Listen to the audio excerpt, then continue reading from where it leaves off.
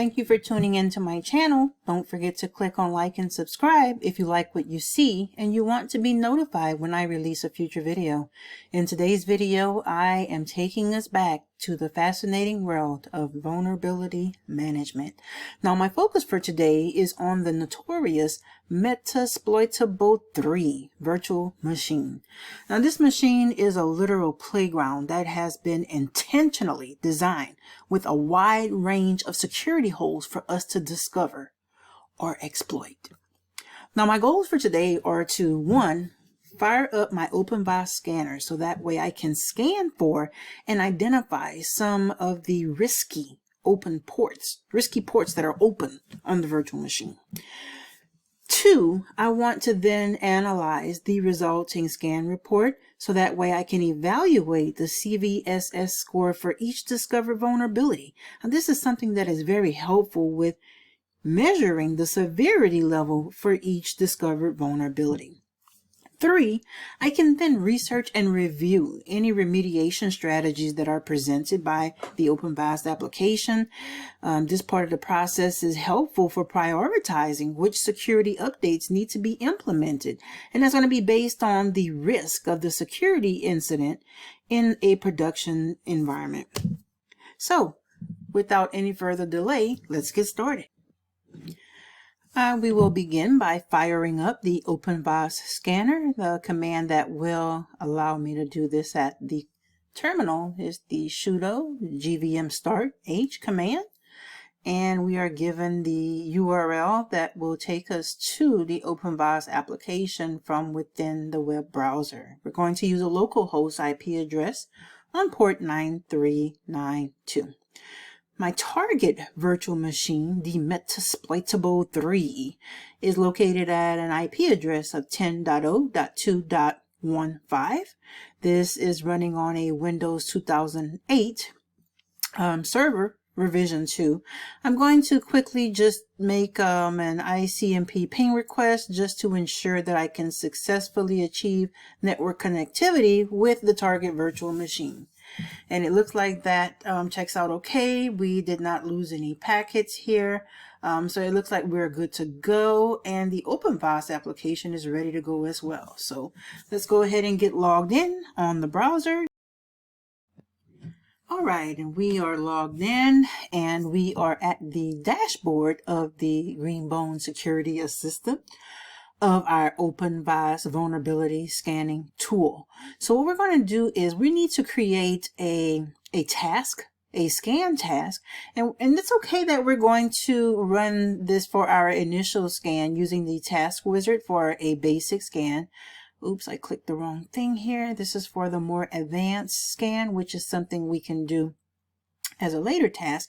But to begin, we're going to go with the quick start for the quick scan, and we're going to enter the IP address, our host name, well in our case the IP address of our Metasploitable virtual machine. We're going to go ahead and get that task running. That has been kicked off. We see a status of requested, and very shortly that will change to a status of queued, and then we will see that that status has changed to running. So the idea is we want to ensure that our scanning task has successfully started and continues to run. Looks like our status is now at running and we're at 0%. And what I am going to do is I'm going to put this on pause and allow time for this scan to complete. And I will come back. We will resume once this scan has completed successfully to 100%. And we are back. Our vulnerability scan has completed to 100%. We are here at the dashboard of the OpenVAS Greenbone Security Assistant tool. Looking at a number of options that we have available here on the menu, we have our task under the scans heading. This is the interface from which we kicked off the initial quick basic scan. Which has provided the most recent report that is available to us. We also have a menu option that takes us directly to the report itself, where we can see a number of different classifications of the vulnerabilities that were detected or discovered on the Metasploitable virtual machine. Here we can see that we have 60 of them that were discovered that were classified as high severity. We have 126 of them classified as medium, 13 as low, 142 is log or informational level severities. Moving forward, we see that we have a report. Well, that was the report screen. We have a results screen. This results screen gives us different hyperlinks available to further research on the vulnerabilities that were discovered during the scanning assessment activity. We also have a listing of the different severity levels, and we can toggle those from low to high. We have our target host IP address. We have the ports that were found to be open and running different services. And two of those that kind of glare out at me off the bat would be the TCP port 80, which is commonly used for an insecure web server where this particular HTTP service is running, and also port 3306. TCP 3306 is usually your MySQL server. Services that are running on this particular port. By default, we can have services run on different ports. However, this is the most commonly used port for utilizing the MySQL or SQL. How do people say it? SQL or MySQL services. So these are services that I commonly will look for when I am engaging in penetration testing exercises or ethical hacking activities. So moving along forward, we also see that we have different severity levels that are available, and we have a vulnerability screen as well, which kind of gives us similar information, except we also have different representation of the vulnerabilities that were discovered here based on CVSS scores.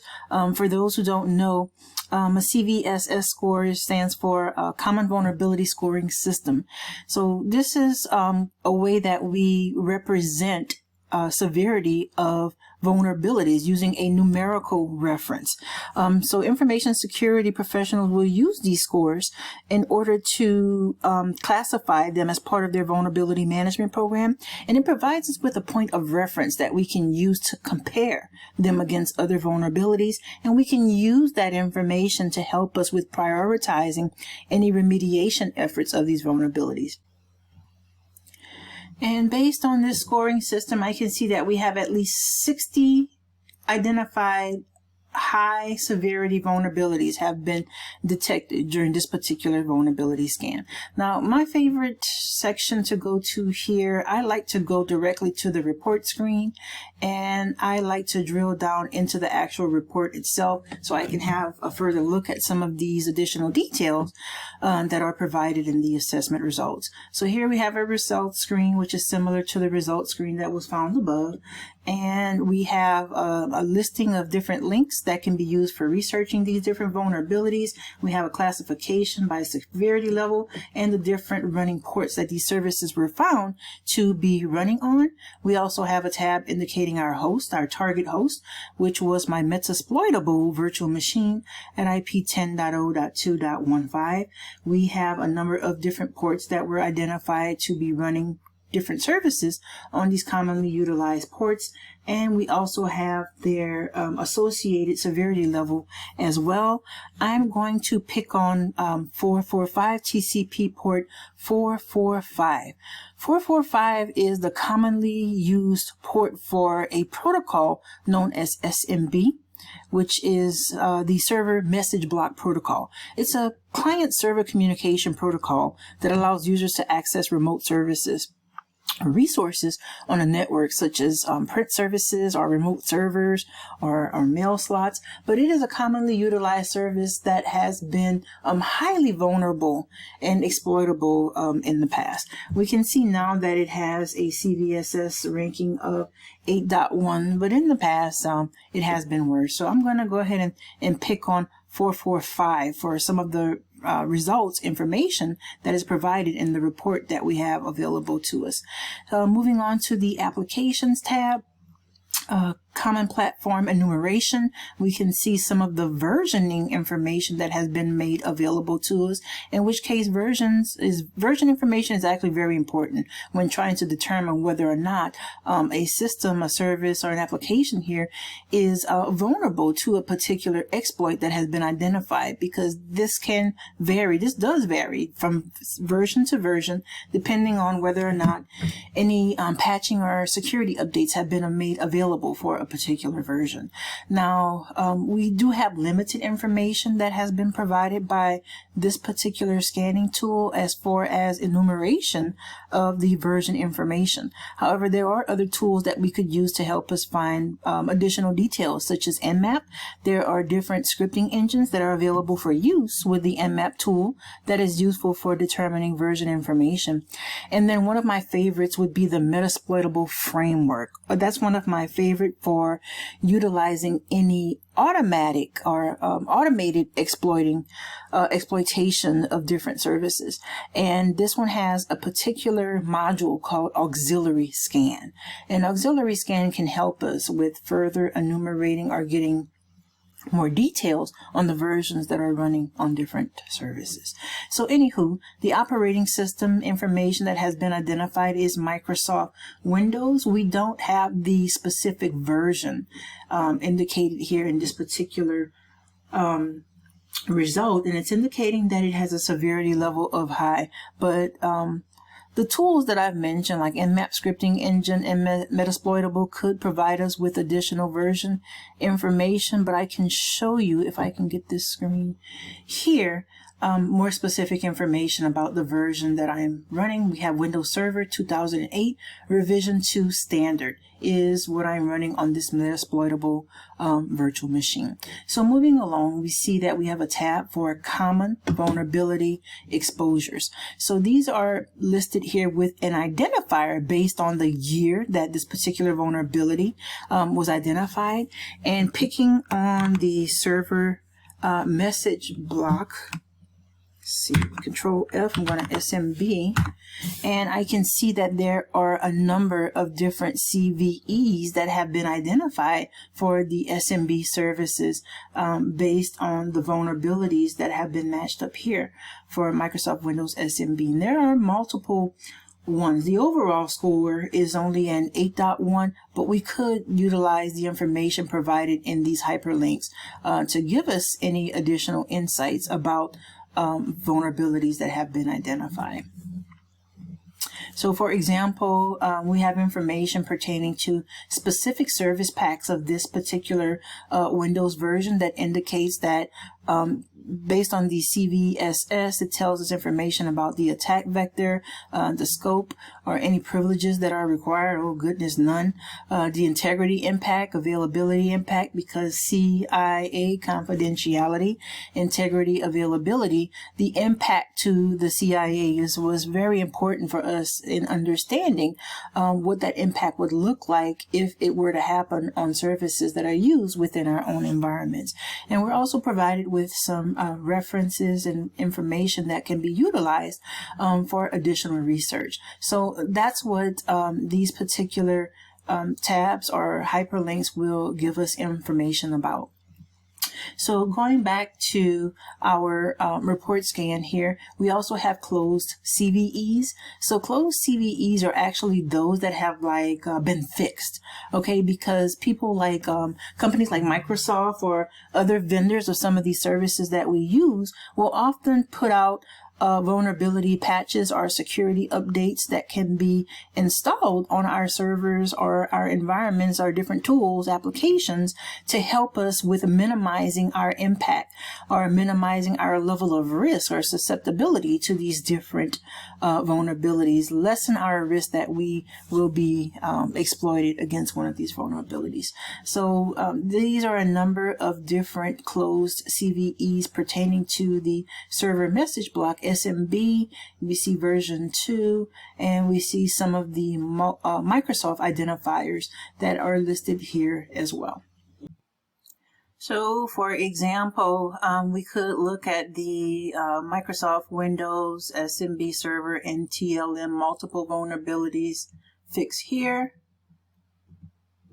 And we see that we have some information regarding the scoring, as well as insight regarding the type of errors that exist with this SMB implementation, indicating that it's having to do with a lack of cryptographic entropy for certain challenges that are generated by the SMB server. Here we see quality of detection. We see the affected software OS versions. We have an understanding here of what the impact looks like, but most importantly, we have a solution. We have a remediation option here indicating that there is a vendor fix. So our effort here for remediating this particular vulnerability would be to run the vendor update. So we should be able to find some additional information utilizing the Microsoft updates to find out how we can, oh wow, look at this, a number of different bulletins from Microsoft as well. But utilizing the link from the Microsoft website, we can look for patches or update information on how we can patch or fix this particular vulnerability. And see here we have a number of different options that are available depending on whether or not we are home users running Microsoft Windows Home, or possibly some IT professionals. I don't know, maybe they're using more advanced server or Windows Professional or whatnot, but this is the information. So those are our options as far as mitigating or remediating those particular vulnerabilities that have been found on our target system. So some of the reasons why organizations may choose to run outdated software, such as what we have here, would be possibly there's an old in-house application that just won't run on a newer operating system, or perhaps there is a vendor of that particular system that will not support a newer operating system. Maybe the vendor has yet to approve the application to be ran on newer applications, newer operating systems. There's a number of different reasons why this could apply. So if an organization has no choice but to use the outdated vulnerable systems, then some of the processes they would need to implement or consider is how do they want to manage this risk? Do they want to, transfer this risk? Look to cybersecurity insurance as a remediation effort in the event that this vulnerability is exploited and there is some loss or impact to confidentiality, integrity, availability that impacts the business in a terrible manner. You can choose to mitigate the risk. We can upgrade the systems. We can run the vendor updates or security patches, or we can accept that risk. And it's a very high price to pay in most cases, well, pretty much all of the time. And then finally here we have information about TLS certificates, which can be used for securing connections and communications to an HTTP server. In other cases, certificates can also be utilized as a method of authentication or with establishing trust between multiple servers, systems, or clients and servers when communicating with each other. Looks like there is some error message. Apache log4j is definitely not a good thing, but I'm not going to get into log4j. That's a story for a different day. Anyways, that completes an overview of what an OpenVAS vulnerability assessment scan looks like on a target vulnerable virtual machine. In this case, I've utilized the Metasploitable virtual machine running Windows Server 2008. Revision 2.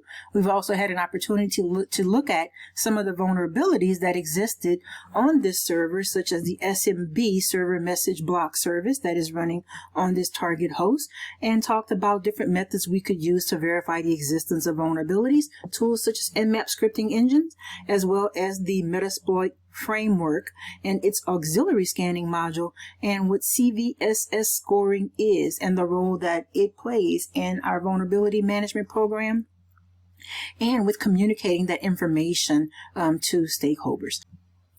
And In my next video, I suppose I'll have to show you guys how we can utilize the Nmap scanning engine tool, as well as the Metasploit framework and its auxiliary scanning tools to help us further assess or get more detailed information and further enumerate our target host Metasploitable virtual machine. So I hope all of this information has been helpful for you. Don't forget to click on like and subscribe if you like what you've seen here, and so you won't miss out on my next video. Thank you for watching.